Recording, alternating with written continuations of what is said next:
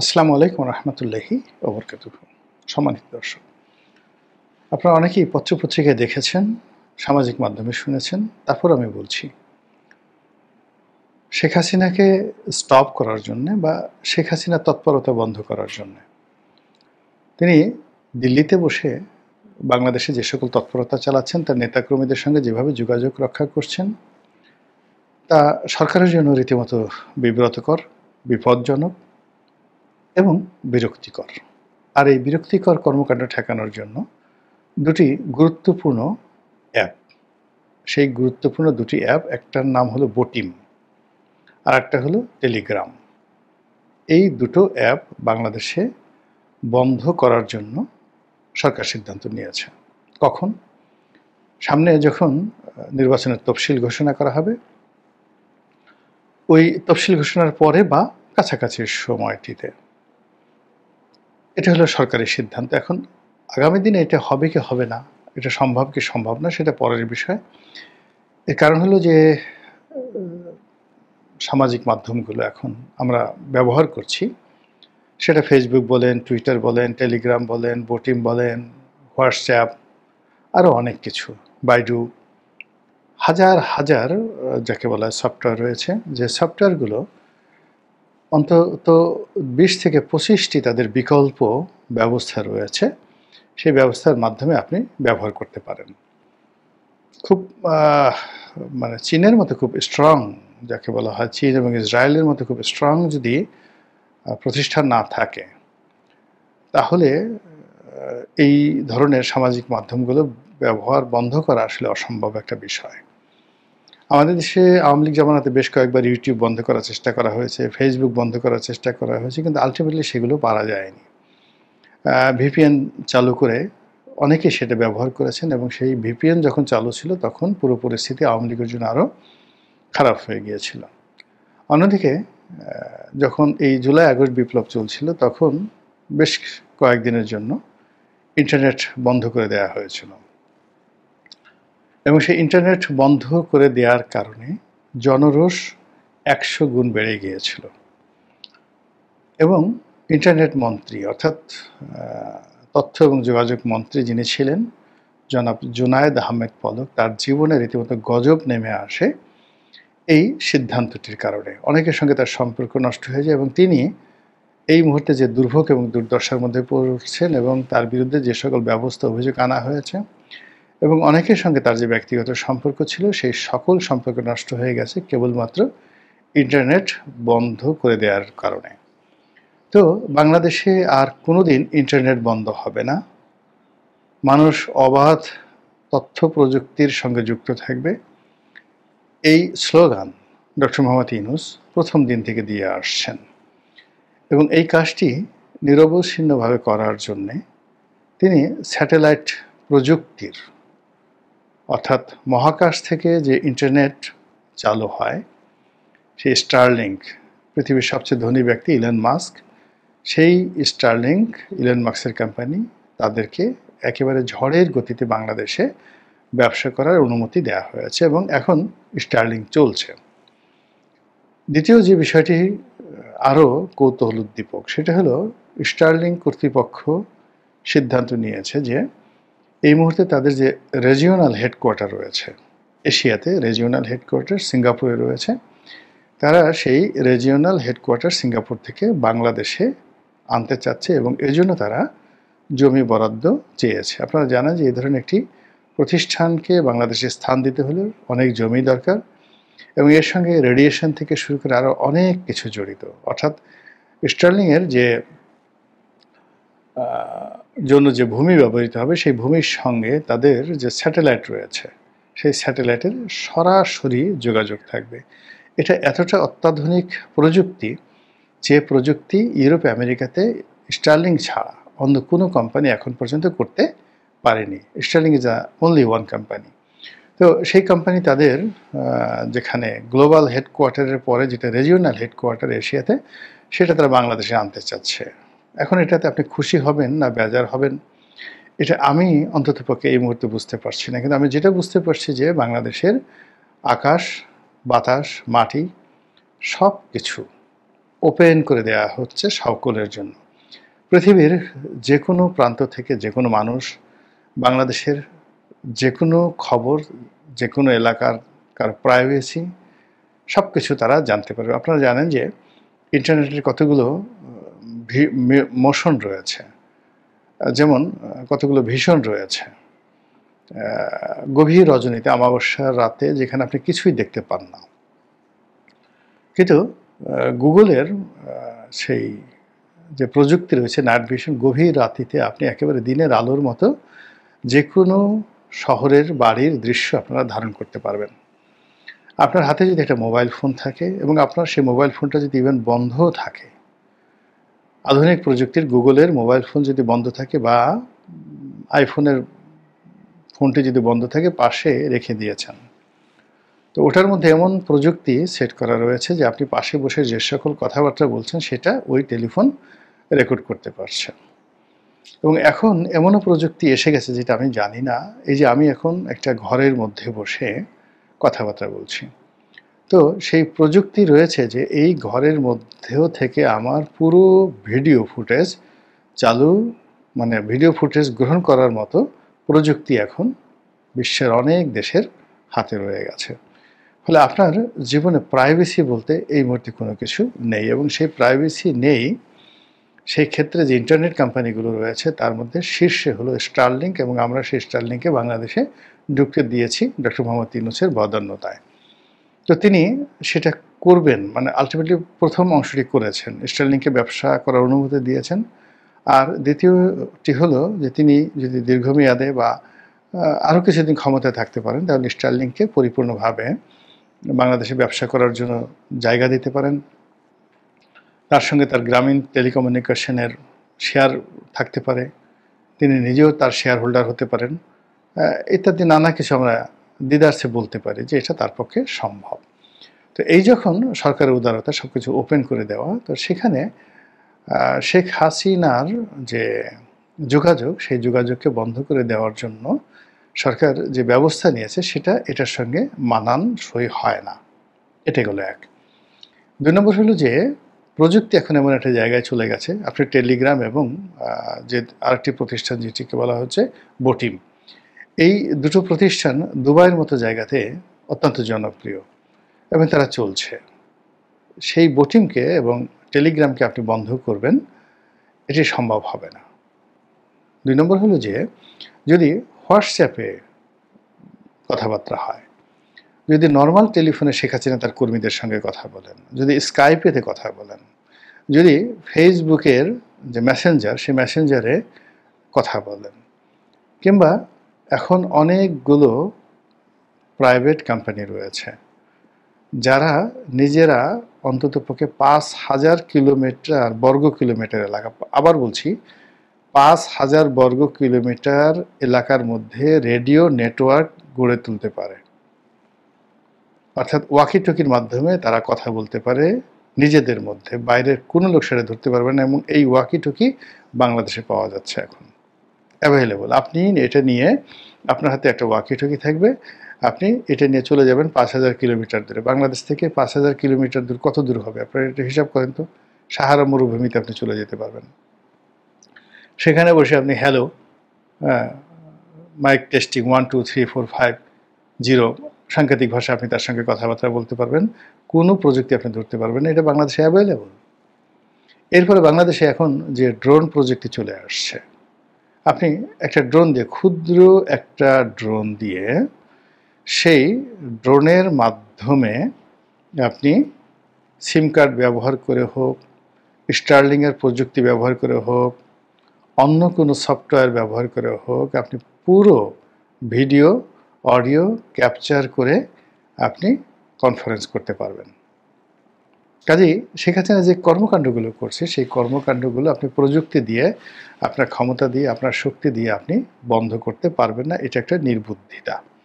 বরং এত আগে এই কথাগুলো বলে দেওয়ার ফলে কি হলো, শেখ হাসিনার যারা লোকজন রয়েছেন তারা বিকল্প পদ্ধতি গ্রহণ করার জন্য তারা প্রস্তুতি নিয়ে ফেলেছে। ২ নম্বর হলো মনোজগৎ। আপনি যতবার শেখ হাসিনা বা আওয়ামী লীগকে সামনে টেনে আনছেন, তাদেরকে ভয় পাচ্ছেন, তাদেরকে দূরে রাখতে চাচ্ছেন, এতে করে পুরো পরিস্থিতি তাদের পক্ষে চলে আসবে এবং পুরো পরিস্থিতি আপনার বিরুদ্ধে চলে যাবে। বোঝার চেষ্টা করুন যে তিনি দিল্লি থেকে একটা ভাষণ দিচ্ছেন, তার নেতাকর্মীদের সঙ্গে কথা বলছেন, আর নেতাকর্মীদের টেলিফোনে হুকুম দিচ্ছেন কথার কথা, ওর ঠ্যাং ভাঙো, ওকে ধরো, ওকে মারো।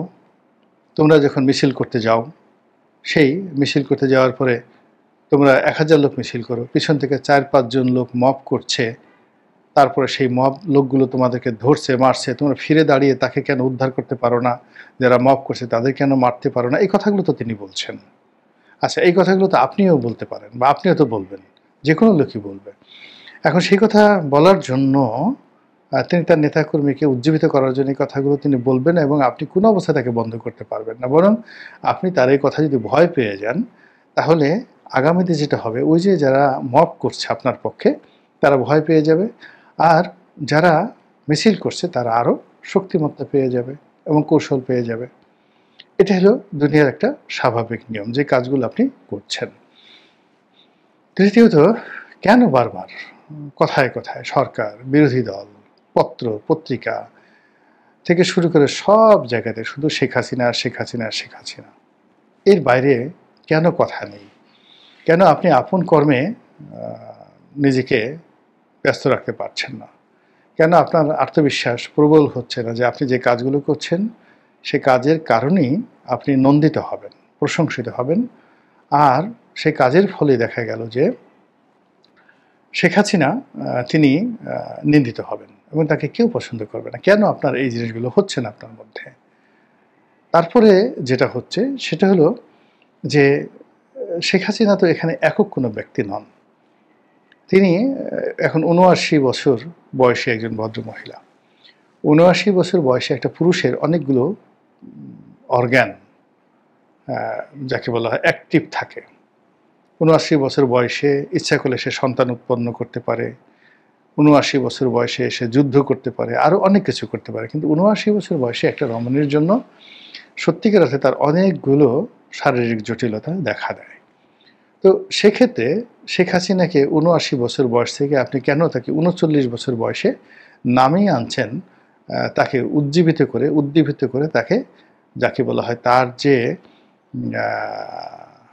শারীরিক যে ইন্টারনাল যে গঠন, যেমন ধরুন শরীরে কতগুলো কোষ, সেল, এটা অটোমেটিক তৈরি হয়। ব্রেনের যে নিউরনগুলো, এটা অ্যাক্টিভ হয়ে যায় যখন আপনি তাকে হিট করেন না হার্ট করেন। এখন ৮০ বছরের একজন বৃদ্ধা মহিলা যখন আপনি তাকে হিট করবেন, অটোমেটিক তার শরীরের অনেকগুলো কোষ তৈরি হয়ে যাবে, তিনি যৌবন ফিরে পাবেন, তার শক্তিমত্তা বেড়ে যাবে, তার কণ্ঠে দৃঢ়তা বেড়ে যাবে। এরপর আপনি যদি তাকে বিপদে ফেলেন, অটোমেটিক্যালি তার ব্রেনের যে চিন্তার শক্তি, এটা বেড়ে যাবে এবং তিনি কৌশলী হবেন, বুদ্ধিমতী হবেন, জ্ঞানী হবেন, প্রজ্ঞাবান হবেন। এই সুযোগটা আপনি তাকে করে দিচ্ছেন এবং এটা প্রকৃতির একটা নিয়ম। এবং এই নিয়ম অনুযায়ী আপনি যদি দেখেন, গত ১ বছর আগে, অর্থাৎ শেখ হাসিনা টেলিফোনে কাঁদতেন, অবিরত কাঁদতেন, এটা তার একটা হতাশা ছিল। এখন কি তিনি কাঁদছেন? তিনি নরম হওয়ার চেষ্টা করছেন, তুলু করে নেতাকর্মীদের সান্ত্বনা দেওয়ার চেষ্টা করছেন, মানুষের সহানুভূতি আদায় করার চেষ্টা করেছেন আজ থেকে ৭-৮ মাস আগে। আর এখন কি করছেন? এখন উনি যখন প্রধানমন্ত্রী ছিলেন, ঠিক সেই সময়টাতে তার যে দৃঢ়তা ছিল, তার চেয়ে আরও এখন বেশি দৃঢ়তা তিনি দেখাচ্ছেন। আগে তিনি তার পিতার হত্যাকারীদের সেই বিচার করার জন্য তিনি হুমকি ধামকি দিতেন, আর এখন আওয়ামী লীগের যত নেতাকর্মী, ছাত্রলীগ, যুবলীগ, পুলিশ, লীগ, যারা যারা ক্ষতিগ্রস্ত হয়েছেন তাদের সবাইকে পুনর্বাসিত করবেন, টাকা দিবেন, পয়সা দিবেন, তারপরে তাদেরকে আবার, যাকে বলা হয়, মানে তাদের যারা হত্যাকাণ্ডের শিকার হয়েছেন সেই হত্যাকাণ্ডের প্রতিশোধ নেবেন, কাউকে এক চুল ছাড় দিবেন না। তিনি এবার চিনে গেছেন, বুঝে গেছেন, আগে যে ভুলগুলো করেছেন সেই ভুল করবেন না। আগে যাকে ছ্যাঁচা দরকার তাকে ছ্যাঁচা দিতে পারেননি, যাকে ডলা দেওয়া দরকার তাকে ডলা দেননি, দয়া দেখিয়েছেন, করুণা দেখিয়েছেন, এইবার আর তিনি ভুল করবেন না। এইবার তিনি সবাইকে একবার হামানদিস্তার মধ্যে ঢুকিয়ে পুঁতা দিয়ে গুতিয়ে গুতিয়ে সবগুলোর ঘিলু আর পায়ের নখ একত্র করে ফেলবেন, বোঝাই যাবে না যে কোনটা মাথা আর কোনটা পায়ের নখ।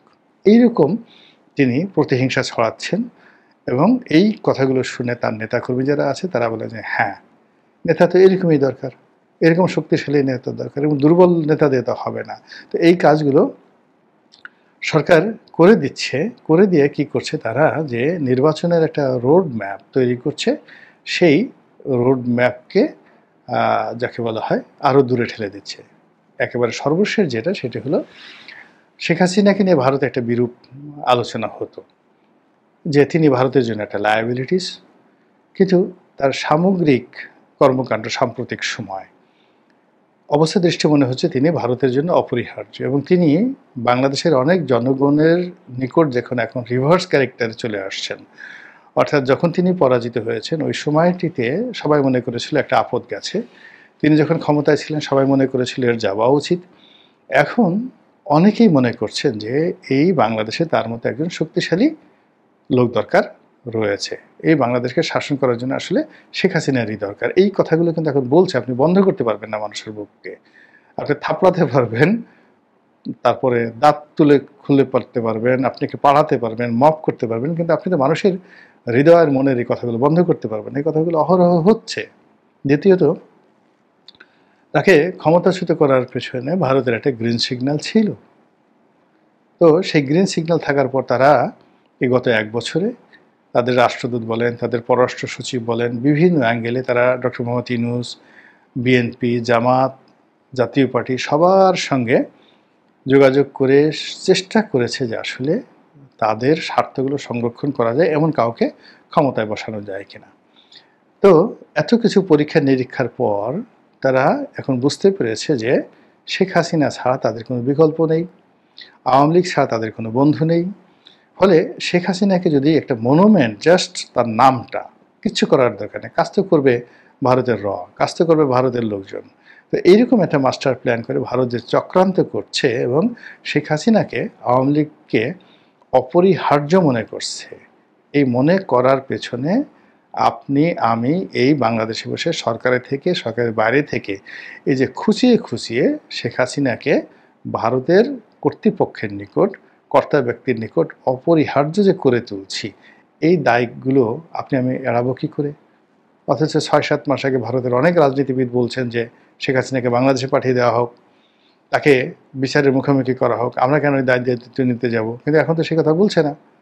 এখন সবাই মনে করছে যে না, বাংলাদেশে ভারতের যে স্বার্থ, সেই স্বার্থ সংরক্ষণের জন্য শেখ হাসিনার বিকল্প নেই। তো কাজেই কূটনীতি, রাজনীতি আসলে এত সহজ নয়। এটা গ্রামীণ ব্যাংক চালানো নয়, এটা গ্রামীণ ফোন, গ্রামীণ টেলিকম চালানো নয়, এটি গ্রামীণ চেক, গ্রামীণ ড্যানন মানে ওই দই তৈরির কারখানা, সেখানে 800 কোটি টাকা বিনিয়োগ করে পুরো টাকা লস করা, এটা নয়। এ রাজনীতি। এখানে শতভাগ ঝুঁকি, 100% ঝুঁকি।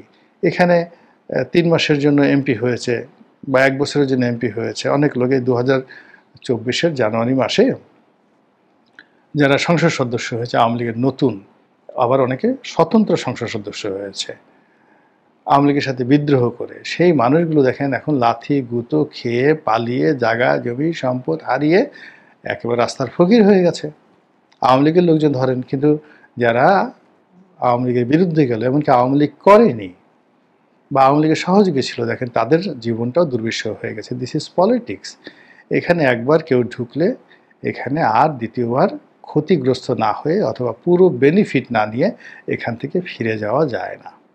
ডক্টর মোহাম্মদ ইউনূস এবং তার যারা সঙ্গী সাথী এখানে ঢুকেছেন, আপনারা যে খুব সহজে যেতে পারবেন বা খুব সহজে চলে যাবেন, এটা হবে না। কাজে যেহেতু আপনাকে থাকতে হবে এবং শক্ত হাতে সব কিছু মোকাবেলা করতে হবে।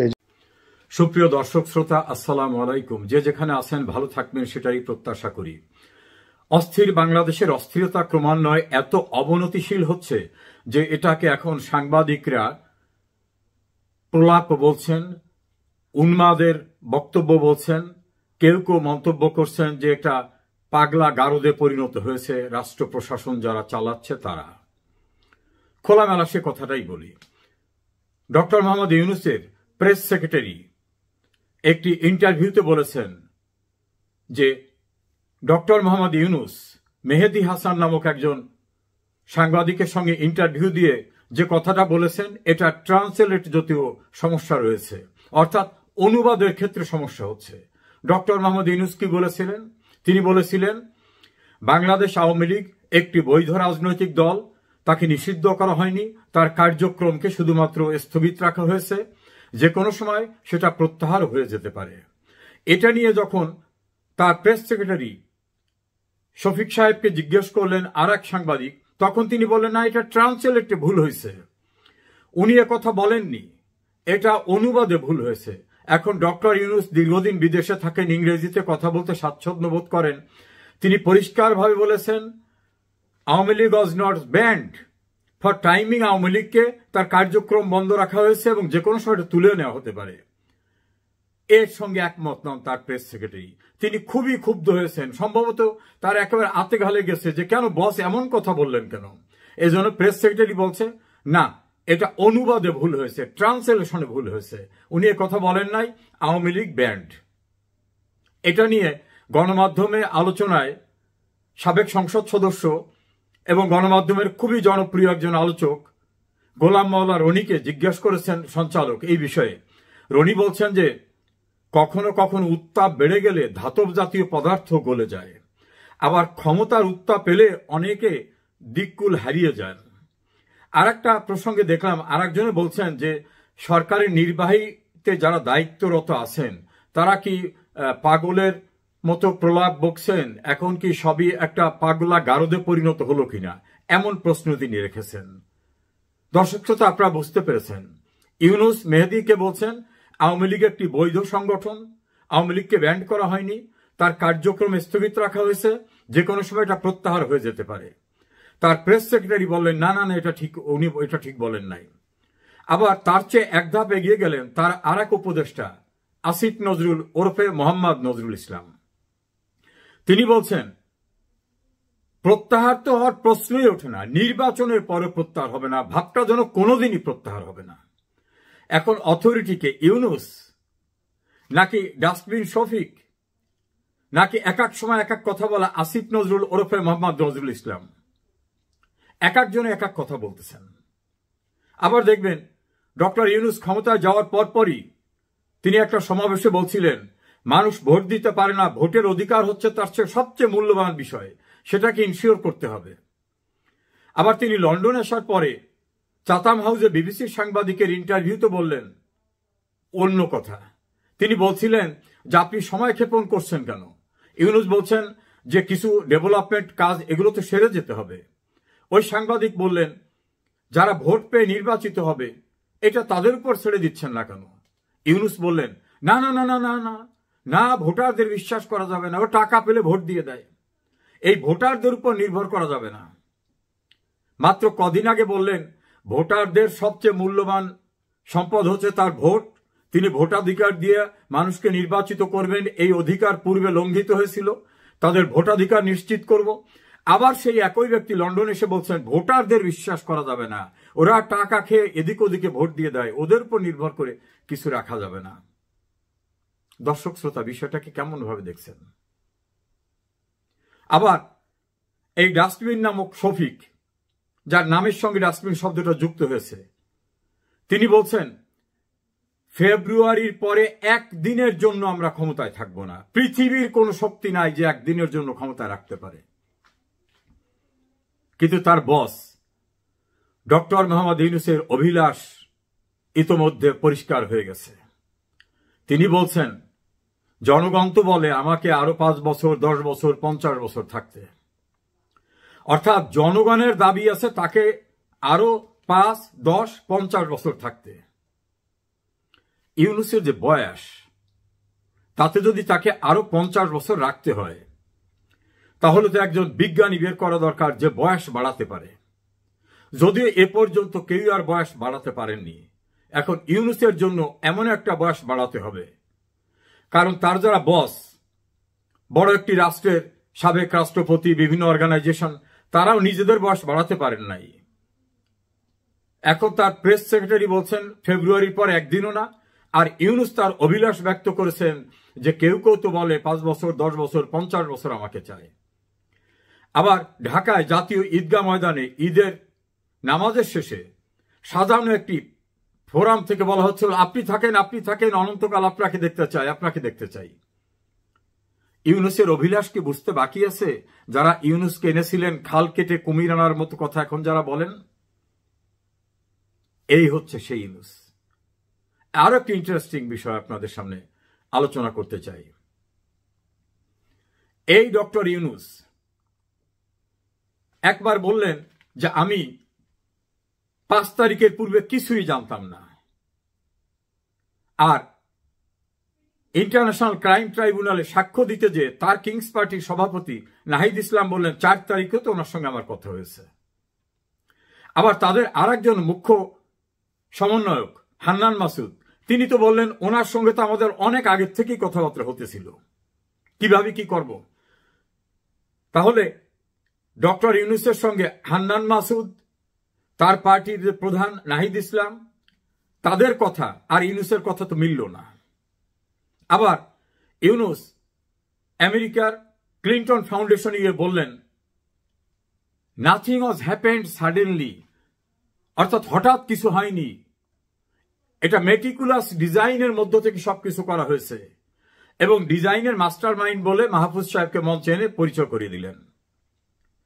এই ভদ্রলোক আবার আর একটি দেশে যাওয়ার পরে সাংবাদিকরা যখন জিজ্ঞাসা করলো যে আপনি কিভাবে এটার সঙ্গে সম্পৃক্ত হলেন, বলে আমি কিছুই জানি না। আর আমেরিকায় বলে আসলেন মেটিকুলাস ডিজাইন করে এই ঘটনা ঘটানো হয়েছে, অর্থাৎ শেখ হাসিনাকে উচ্ছেদের ঘটনা ঘটানো হয়েছে। কি বুঝলেন? একই ব্যক্তির মুখে সকালে এক কথা, বিকালে এক কথা।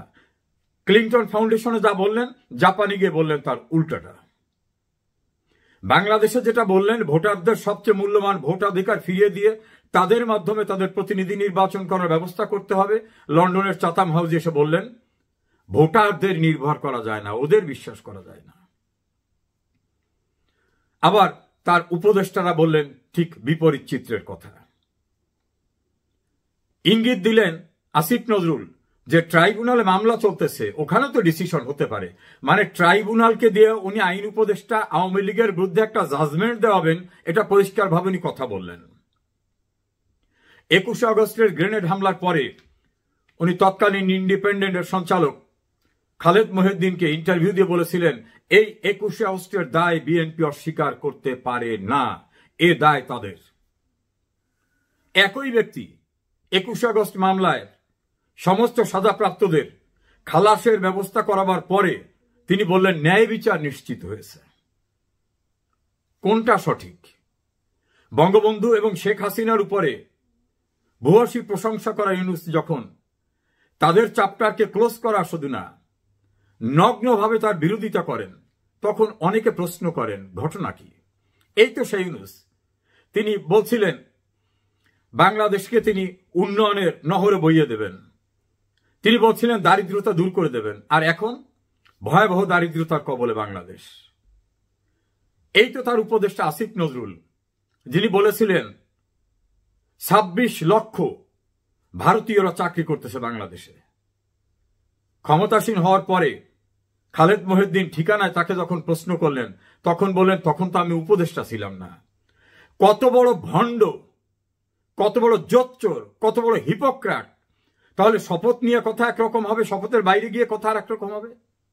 একই ব্যক্তি নির্লজ্জ বেহায়ার মতো কথা বলেন যে তখন তো আমি শপথ নেইনি। আর একজন সাংবাদিক আমাকে বলছেন এই সব পরিস্থিতি হতো না, এর জন্য দায়ী আপনাদের দল, আপনার নেত্রী। আমি জানতে চাইলাম কিভাবে নেত্রী? উনি একবার একটা বক্তব্য দিয়ে যখন কঠোর কথা বলেন, তখন এরা ক্ষমতা হারাবার ভয়ে প্রলাপ বকা শুরু করে দেয়। উদাহরণ হিসেবে বললেন, উনি যখন সেন্ট মার্টিনকে নিয়ে বারবার আলোচনা করতেছিলেন, তখন পরিবেশ উপদেষ্টা বললেন সেন্ট মার্টিনকে আবদ্ধ করে রাখা হয়েছে অন্য কারণে। তিনি আরো বললেন আমাদের মানচিত্র নতুন করে লেখা লাগতে পারে। তার মানে মানচিত্র থেকে কি সেন্ট মার্টিন বাদ চলে যাবে?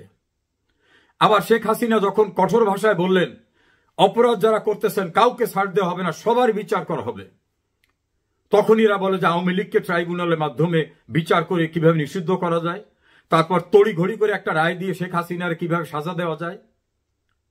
এই সব নাকি শেখ হাসিনা যখনই কথা বলেন তখন হয়। শেখ হাসিনার কথা বলাটার শক্তি এত প্রবল যে কথা বললেই তাদের ভিতর ঝাঁকুনি এসে যায়, কথা বললেই তারা উন্মাদের মতো প্রলাপ বকতে থাকে। এই জন্য সাংবাদিক আমাকে কিছুটা হাস্যরসের স্থলে বললেন, এই যা কিছু হচ্ছে তার জন্য শেখ হাসিনা দায়ী, উনি কথা বলার সঙ্গে সঙ্গেই এরা আতঙ্কিত হয়ে যায়, কাল বোধহয় পড়ে যাচ্ছি, পরশুদিন বোধহয় থাকতে পারছি না, তারপর কি হবে, আমাদের সাজা হবে, সংবিধান ভঙ্গ করেছি, রাষ্ট্রদ্রোহিতার বিচার হবে, নানাভাবে। আমি বললাম, শেখ হাসিনা যে কথা বলেন অতীতের রেকর্ড থেকে দেখা যায় উনি কিন্তু সেটা করে ছাড়েন। আর ইউনুস পারিষদ বর্গ যে যা বলছেন এগুলো সব কিন্তু রেকর্ডে থাকছে।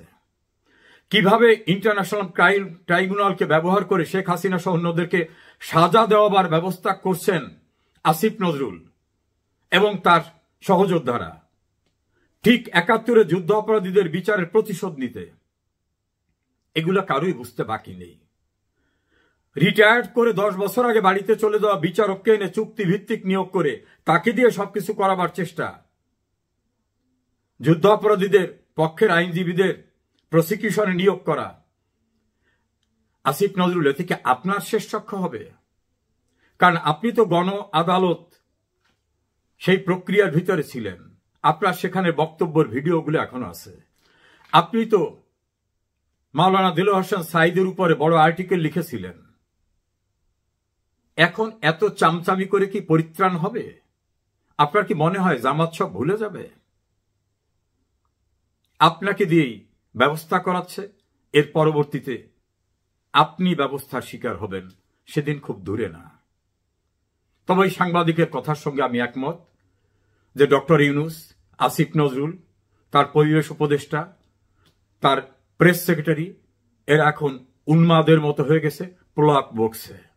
গোলাম মাওলা রনির ভাষায় আমারও মনে হচ্ছে যে ক্ষমতার উত্তাপে, মানে আগুনের উত্তাপে মেটাল গলে যায়, ক্ষমতার উত্তাপে অনেকে এলোমেলো বকে এবং বিশেষ করে হারাবার সময় তখন বিদিক হয়ে যায়। তাহলে কি ইউনুস পরিষদ একটি পাগলা গারদে পরিণত হয়েছে? এখানে পাগলের আখড়াখানা? এমন প্রশ্ন তো কেউ কেউ করছেন। শেখ হাসিনা যখনই কথা বলেন তখনই প্রলাপ বকতে থাকেন, তখনই ভীত সন্ত্রস্ত হয়ে যান।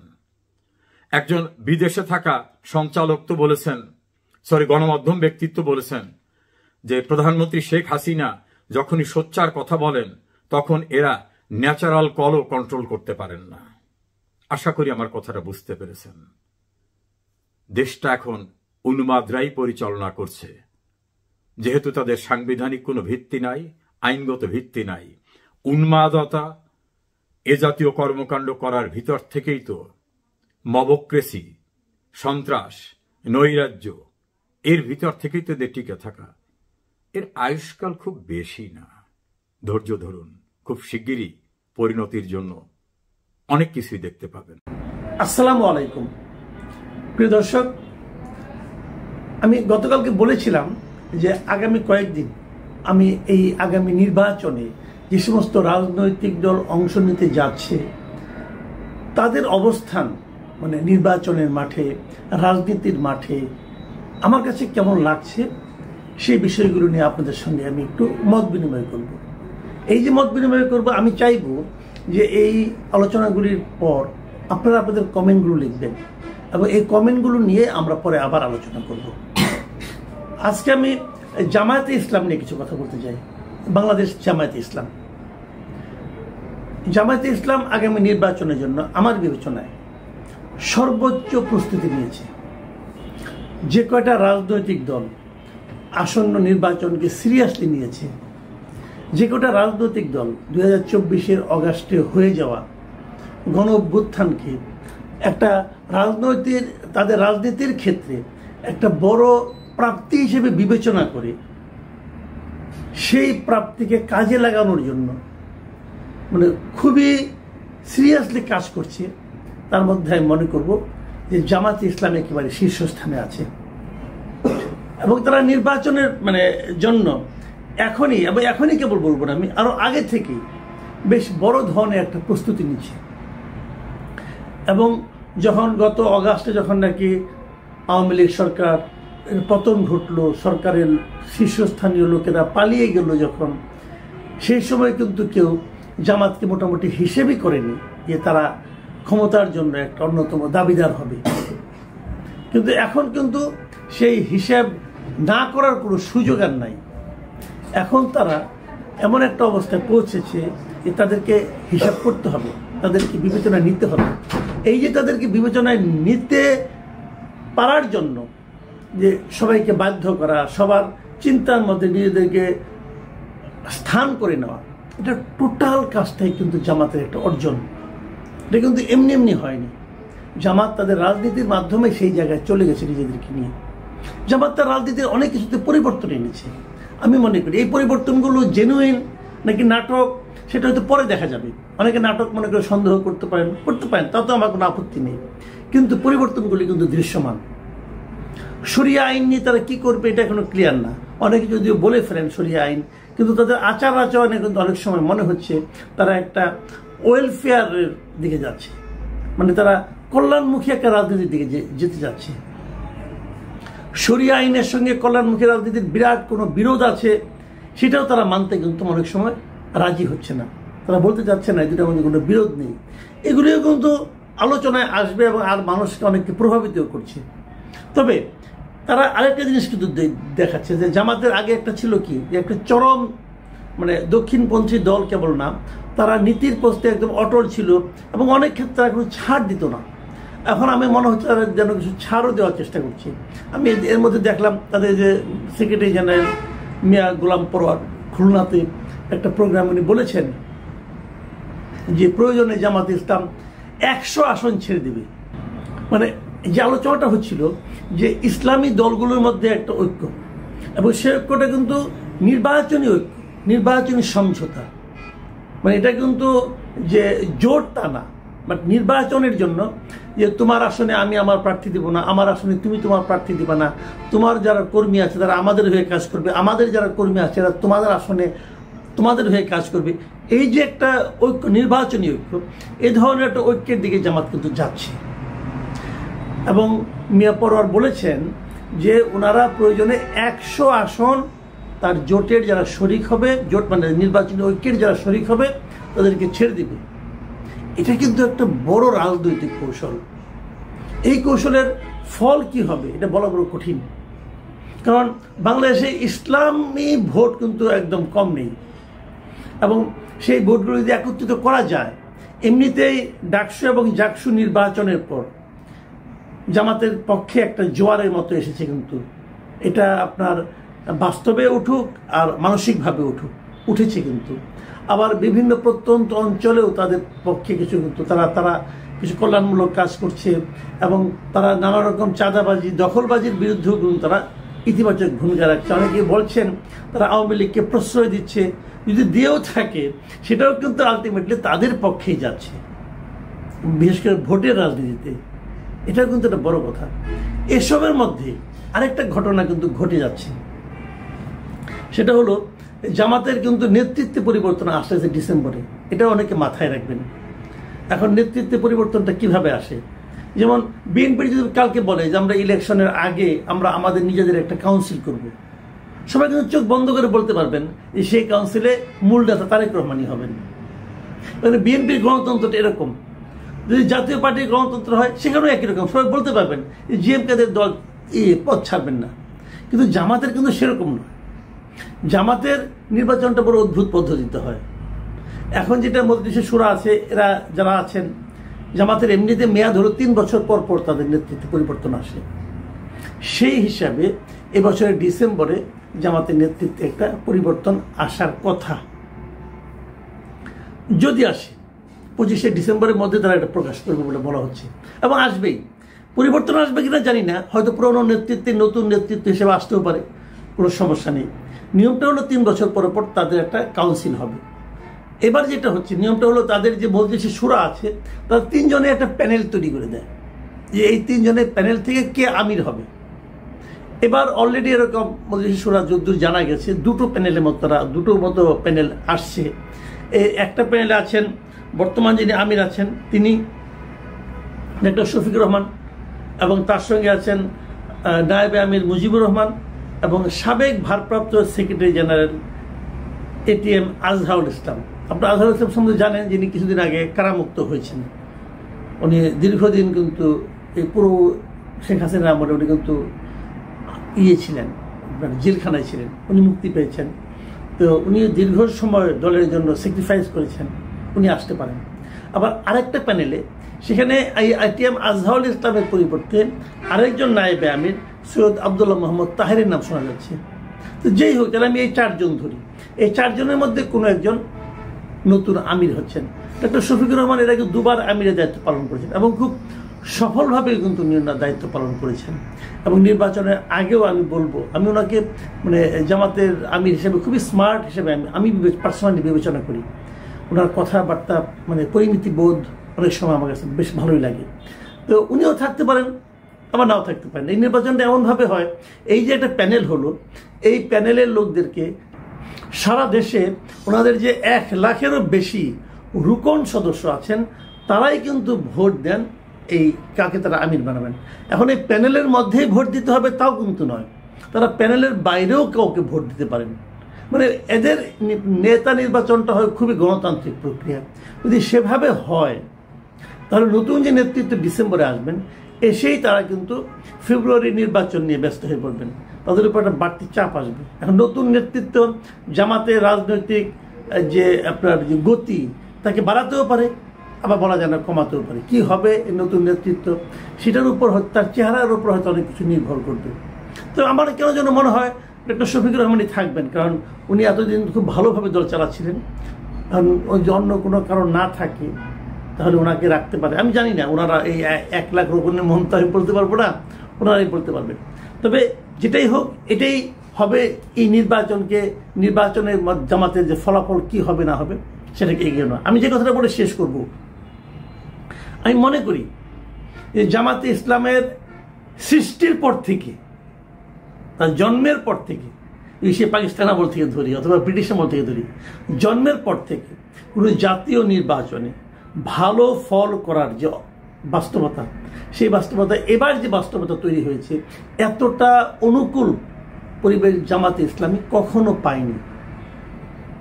কাজেই এই অনুকূল পরিস্থিতিকে তারা কিভাবে হ্যান্ডেল করতে পারে, কিভাবে কাজে লাগাতে পারে, এটাই হবে এই নির্বাচনে তাদের কাছে তাদের ব্যাপারে দেখার বিষয়।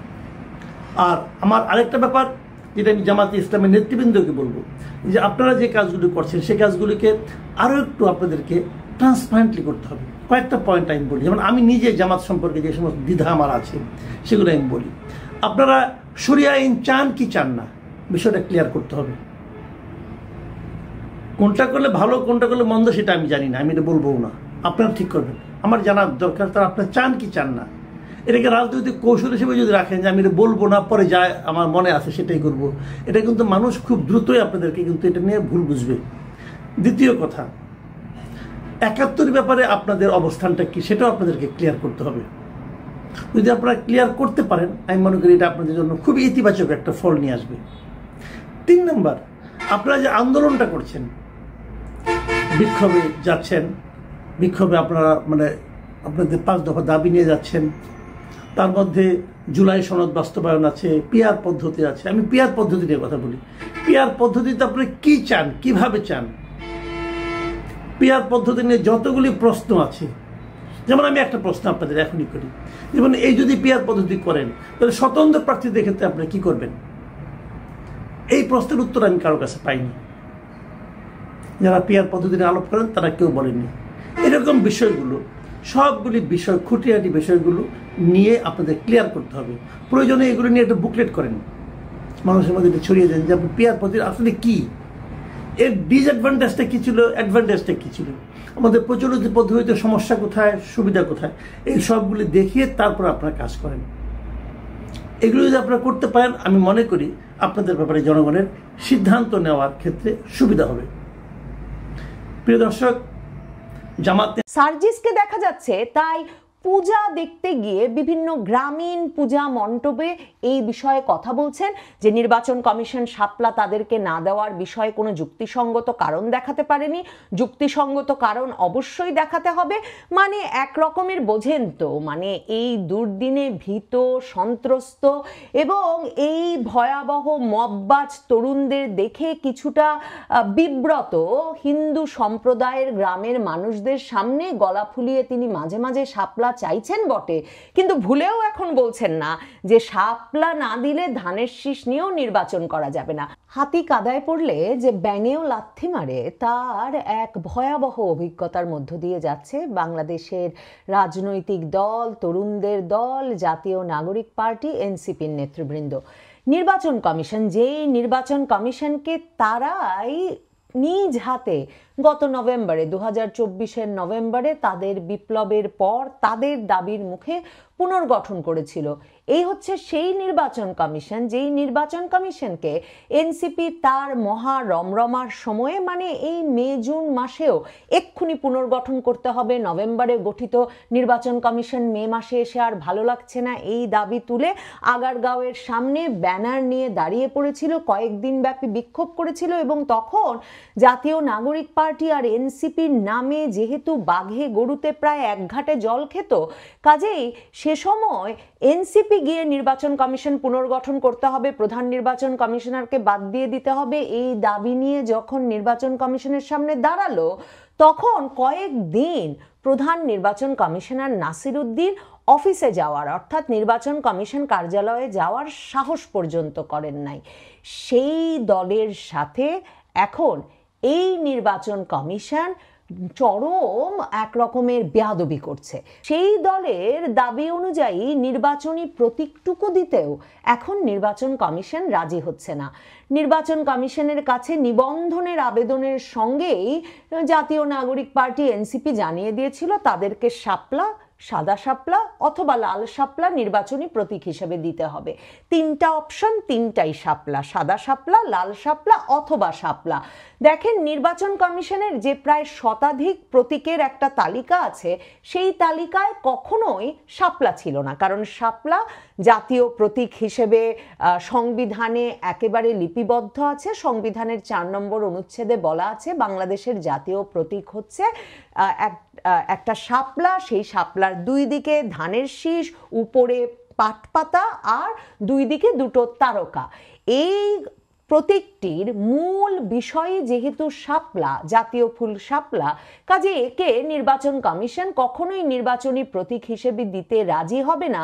তা নিয়ে এনসিপি এই প্রতীক চেয়ে ফেলার পর থেকেই আলাপ ছিল, কারণ এর আগে নাগরিক ঐক্যের নেতা মাহমুদুর রহমান মান্না, তার তো একটা দল আছে নাগরিক ঐক্য, সেই দলের নাম, সেই মাহমুদুর রহমান মান্নার দলও কিন্তু চেয়েছিল শাপলা তাদের নির্বাচনী প্রতীক হিসেবে, কিন্তু নির্বাচন কমিশন তাতে কর্ণপাত করেন নাই।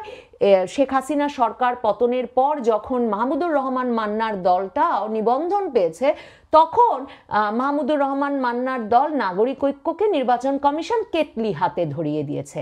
এখন সার্জিস হাসনাতের দলকে নির্বাচন কমিশন রীতিমতো থালা, বাটি, কাপ, পিরিচ এসব হাতে ধরিয়ে দিচ্ছে। নির্বাচন কমিশন যে এই সাহস করবে যে জাতীয় নাগরিক পার্টির হাতে থালাবাটি ধরিয়ে দেওয়ার এই ধৃষ্টতা দেখাবে, সেটা কল্পনাও করে নাই জাতীয় নাগরিক পার্টির নেতৃবৃন্দ।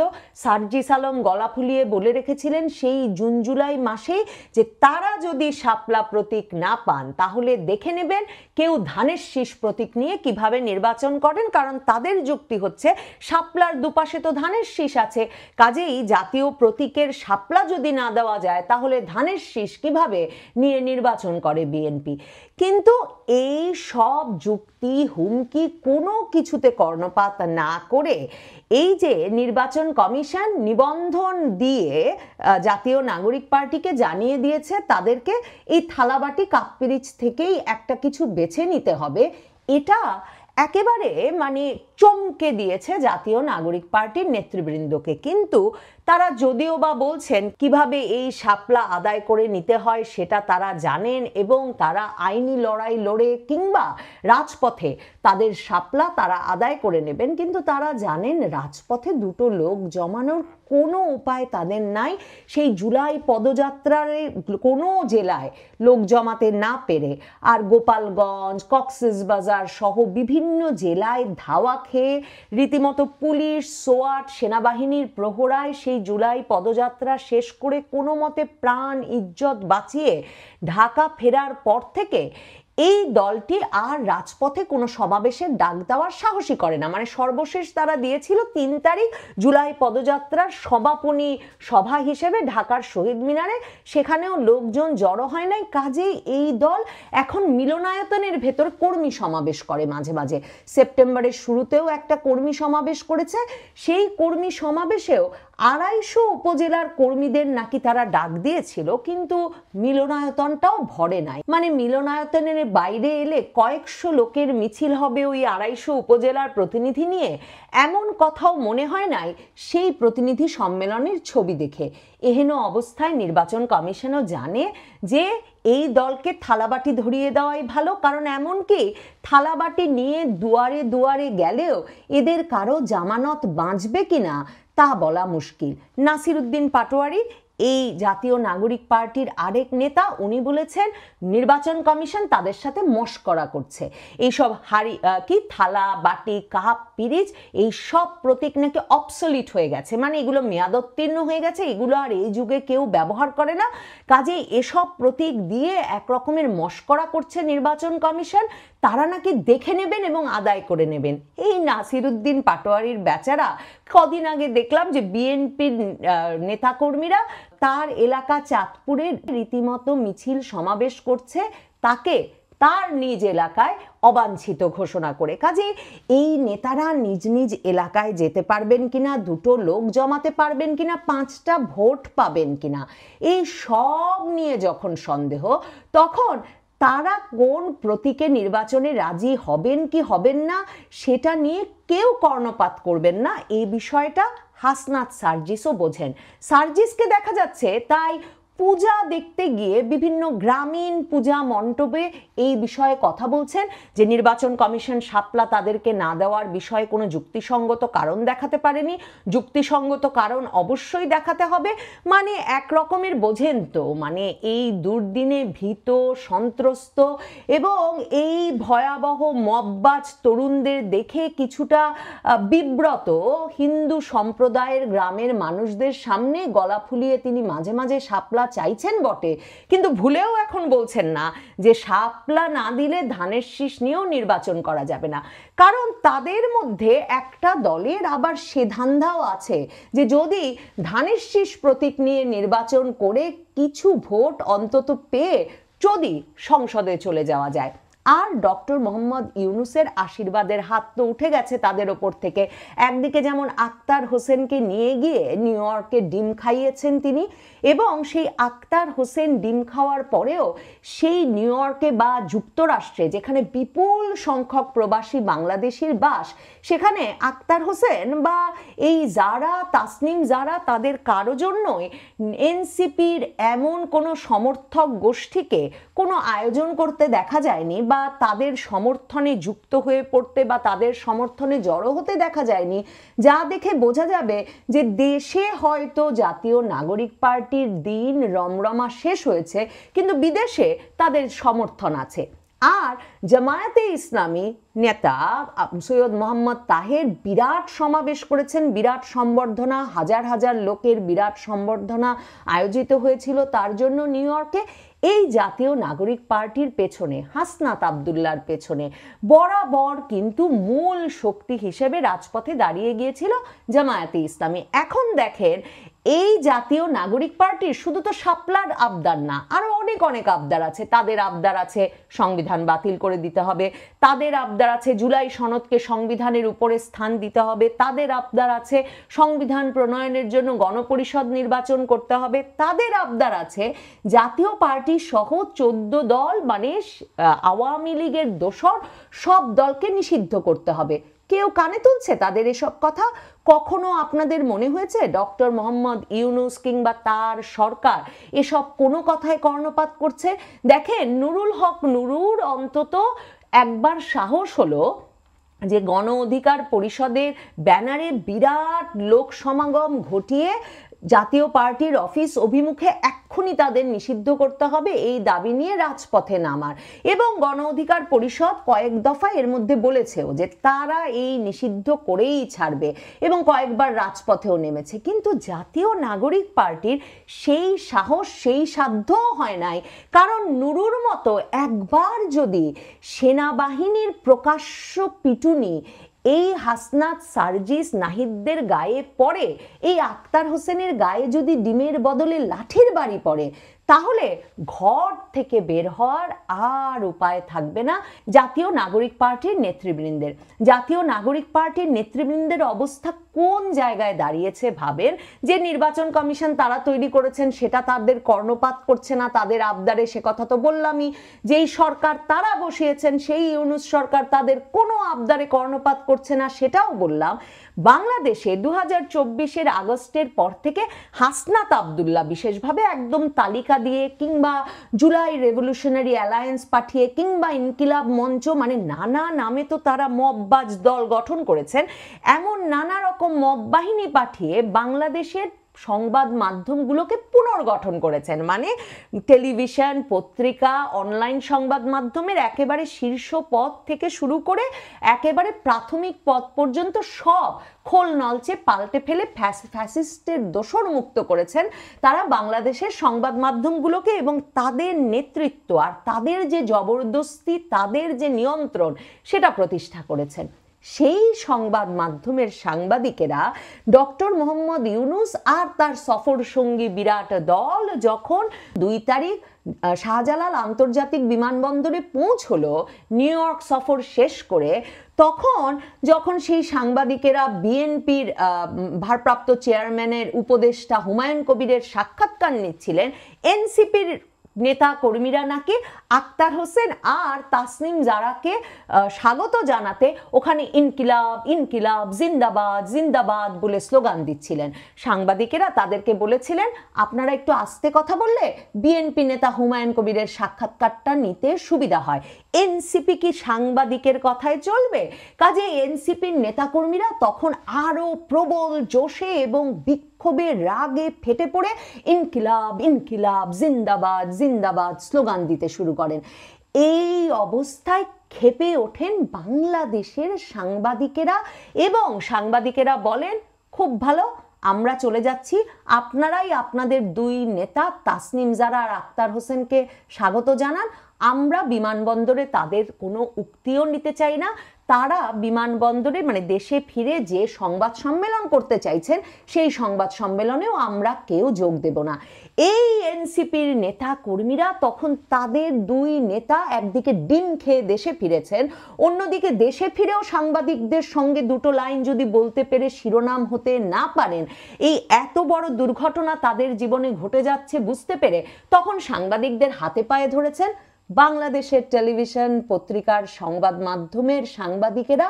মুখের ওপর এনসিপি নেতৃবৃন্দ, এনসিপির বিমানবন্দরে জড়ো হওয়ার নেতাকর্মীদের বলেছেন, না না, আমরা চলে যাচ্ছি, আপনারা স্লোগান দিতে থাকুন। এনসিপির নেতাকর্মীদের এই ইনকিলাব ইনকিলাব স্লোগান দেওয়ার জোশও যে আর কতদিন থাকে, কোন কোন জায়গায় 10 জনে জড়ো হয়ে যে এই স্লোগান আর তারা দিতে পারেন, এই সব নিয়েই তাদের মধ্যে ভয় তৈরি হয়েছে। এই ভয়ের ফলশ্রুতিতে, এই ভয়টি থাকতে থাকতেই নির্বাচন কমিশন থেকে বাংলাদেশের সাংবাদিকেরা থেকে ডক্টর মোহাম্মদ ইউনূস সবাই এই তরুণদের শিক্ষা দিয়ে দিতে চাইছেন, বুঝিয়ে দিতে চাইছেন তাদের দিন শেষ, তারা এখন কাদায় পড়েছে, কাজেই প্রয়োজনে ব্যাঙেও তাদের লাথি মারবে এবং সেই লাথি খেয়ে তাদের চুপ করে যেতে হবে। কাজেই এটা নিশ্চিত এনসিপির আবদারে, জাতীয় নাগরিক পার্টির আবদারে আপাতত জাতীয় নাগরিক পার্টির পক্ষে শাপলা আদায় করা সম্ভব হচ্ছে না। শাপলা এই আবদার হয়তো আদায় হবে যদি শক্তিশালী কোনো পক্ষ, জামায়াতে ইসলামী কিংবা ডক্টর মোহাম্মদ ইউনূসের সরকার কিংবা বিএনপি কিংবা এরা সামগ্রিকভাবেই নির্বাচনকে অনির্দিষ্টকালের জন্য পিছিয়ে দিতে চান। এরা এই হাসনাত সার্জিসদেরকে জনবল সরবরাহ করেন যাতে তারা শাপলা না হলে নির্বাচনে যাব না এমন কোনো কথা বলে বা এমন কোনো দাবি তুলে রাজপথ দখলে নিতে পারে। অপেক্ষা করা যাক রাজপথ দখলে নিতে সত্যি পারে কিনা জাতীয় নাগরিক পার্টি। না হলে আপনিও বোঝেন, আমিও বুঝি, জাতীয় নাগরিক পার্টি শাপলা নিয়েই নির্বাচনে যাক, রাজপ্রাসাদ নিয়েই নির্বাচনে যাক, আর হাতে থালা বাটি নিয়ে দাঁড়ে দাঁড়ে ভোটের জন্য ভিক্ষা করুক না কেন। কোনো এলাকায় এই নেতাদের জামানত বাজেয়াপ্ত হওয়া ঠেকাতেই এদেরকে বিরাট কষ্ট করতে হবে এবং রীতিমতো একটা অত্যাশ্চর্য মিরাকলের জন্য অপেক্ষা করতে হবে। আপাতত এই নেতৃবৃন্দ দেখছেন তাদের রমরমা শেষ, কোনো চমক ঘটবার সম্ভাবনাও ক্রমেই ফুরিয়ে আসছে।